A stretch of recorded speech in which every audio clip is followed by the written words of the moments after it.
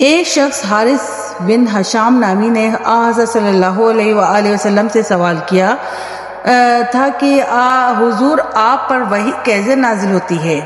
آپ صلی اللہ علیہ وآلہ وسلم نے فرمایا کہ وحی نازل ہوتے وقت کبھی مجھ کو گھنٹی کی سی آواز محسوس ہوتی ہے اور وحی کی یہ کیفیت مجھ پر بہت شاق گزرتی ہے۔ جب یہ کیفیت ختم ہوتی ہے تو میرے دل و دماغ پر اس فرشتے کے ذریعے نازل شدہ وحی محفوظ ہو جاتی ہے، اور کسی وقت ایسا ہوتا ہے کہ فرشتہ باشکل انسان میرے پاس آتا ہے اور مجھ سے کلام کرتا ہے، بس میں اس کا کہا ہوا یاد رکھ لیتا ہوں۔ حضرت عائشہ رضی اللہ عنہا کا بیان ہے کہ میں نے سخت کڑاکے کی سردی میں